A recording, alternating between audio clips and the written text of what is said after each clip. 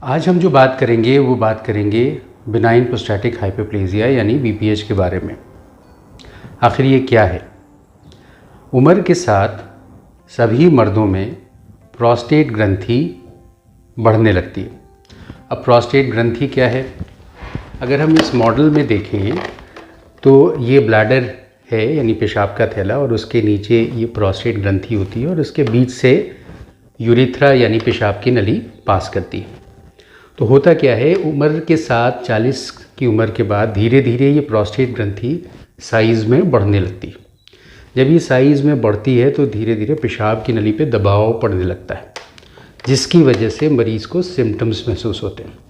अब ये सिम्टम्स दो कैटेगरी में डिवाइड किए जा सकते हैं। एक ऑब्स्ट्रक्टिव सिम्टम्स या अवॉइडिंग सिम्टम्स, जिसमें कि बल्क ऑफ द प्रोस्टेट की वजह से पेशाब की नली पे दबाव होने की वजह से सिम्टम्स आते हैं।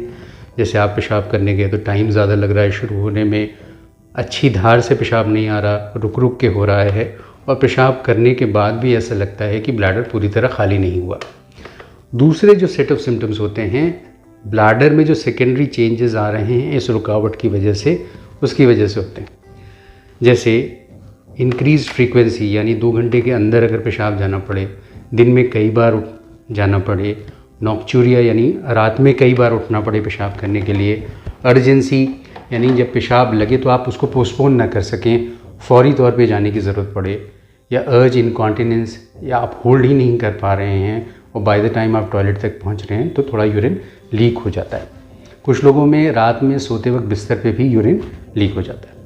तो ऐसी अगर कोई समस्या होती है तो आपको अपने यूरोलॉजिस्ट से मिलने की ज़रूरत है। आपकी हिस्ट्री ली जाएगी, आपकी ड्रग हिस्ट्री ली जाएगी कि आप कोई ऐसी दवा तो नहीं खाते जिसकी वजह से यूरिनरी सिम्टम्स हो रहे हैं, पेशाब में कोई इन्फेक्शन है कि नहीं वो रूल आउट किया जाएगा।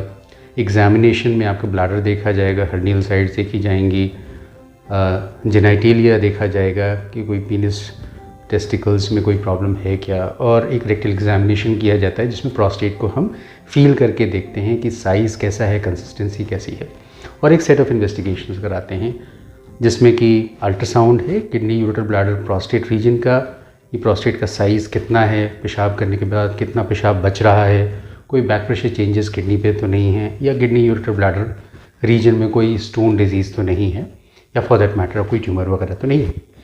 इसके अलावा जो और जांचें होती हैं वो यूरिन एग्जामिनेशन होता है, किडनी फंक्शन टेस्ट, शुगर की जांच, डायबिटिक्स में भी ऐसे सिम्टम्स हो सकते हैं। उसके अलावा पीएसए की जांच यानी प्रोस्टेट स्पेसिफिक एंटीजन, जो कि ख़ास तरह का ग्लाइकोप्रोटीन है जो कि प्रोस्टेट ग्रंथि बनाती है, जिसका काम सीमेन का लिक्विफैक्शन होता है, उसका लिक्विड बनाना होता है। लेकिन ये जो है ये प्रोस्टेट स्पेसिफिक चीज़ है, ये ख़ासकर प्रोस्टेट की बीमारियों में चीज़ बढ़ती है, पीएसए। और एक यूरोफ्लोमेट्री, यूरोफ्लोमेट्री में क्या होता है कि मशीन पे पेशाब करके ये देखा जाता है कि ग्राफ के फॉर्म में एक ट्रेसिंग निकल के आती है जिसमें कि मैक्सिमम फ्लो रेट कैसा है मरीज़ का, एवरेज फ्लो रेट कैसा है, पैटर्न कैसा है पेशाब करने का। तो ये इन सेट ऑफ इन्वेस्टिगेशंस को एक बार देखने के बाद दवाइयाँ स्टार्ट की जाती हैं। Usually to begin with BPH का मैनेजमेंट, मेडिकल मैनेजमेंट दिया जाता है, जिसमें कि depending on the size of the prostate, अगर less than 30 grams of prostate है तो एक अल्फ़ा ब्लॉकर जिसके कई ऑप्शंस हो सकते हैं, जैसे अल्फ्यूजोसिन जो सेक्सुअली एक्टिव मेल ग्रुप में दिया जाता है, या टैमसुलोसिन, या आजकल जो बेस्ट दवा है सिलोडोसिन। अगर 30 ग्राम से ज़्यादा प्रोस्टेट है तो कॉम्बिनेशन मेडिसिन दी जाती है, जिसमें एक तो ये अल्फ़ा ब्लॉकर और दूसरा जो 5 अल्फ़ा रिडक्टेज इनहिबिटर्स होते हैं। तो इनका काम ये होता है कि प्रोस्टेट के बल्क को रिड्यूस करना और प्रोस्टेट के होने से होने वाली ब्लीडिंग को कम करना, या खुदा न खास्ता पेशाब के रुक जाने के चांसेस को कम करना, या एक सर्जिकल ट्रीटमेंट की रिक्वायरमेंट के चांसेस को कम करना। कुछ केसेस ऐसे होते हैं कि जिनमें मेडिकल मैनेजमेंट कारगर नहीं होता और उनमें सर्जरी की ज़रूरत होती।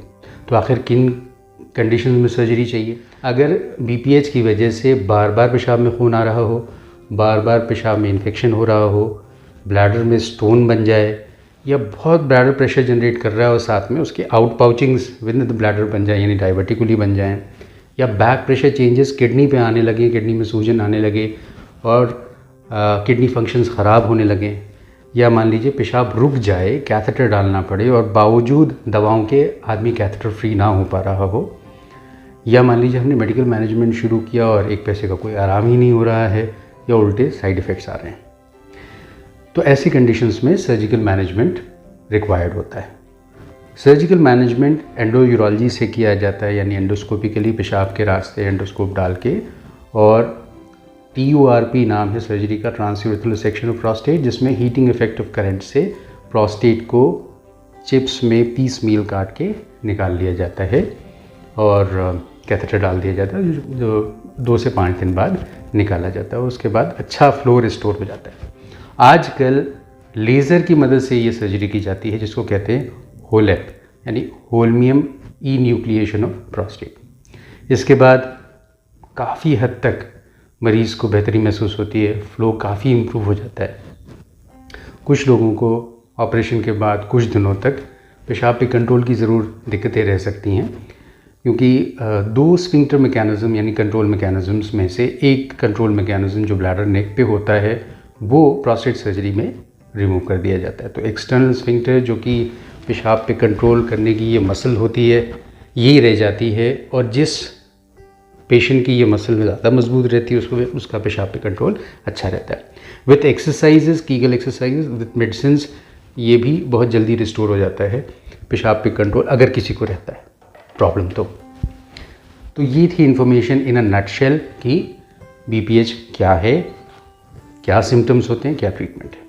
अब ऐसे मरीज़ को आप क्या एडवाइजेस देंगे कि उसको क्या करना चाहिए, क्या नहीं करना चाहिए आमतौर पे, अगर वो मेडिसिन ले रहा है तभी भी। देखिए, आम तौर पे फ्लूइड रिस्ट्रिक्शन इम्पॉर्टेंट है इवनिंग आवर्स में। आपको अपना फ्लूइड इनटेक रखना है सनराइज़ टू सनसेट, सुबह से लेके जब सूरज डूबे तब तक, उसके बाद कम कर देना है। ख़ास चीज़ें अवॉइड करनी है, डायूरेटिक्स जैसे चाय, कॉफ़ी, कोल्ड ड्रिंक, अल्कोहल, और कुछ ब्लैडर इरिटेंट्स हैं जिनको अवॉइड करना है, जैसे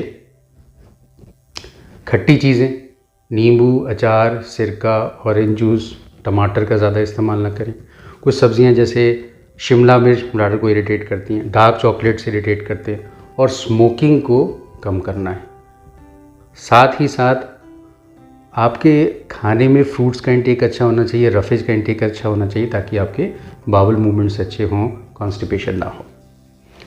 तो ये in a nutshell benign prostatic hyperplasia के बारे में आप लोगों से बात शेयर करनी थी।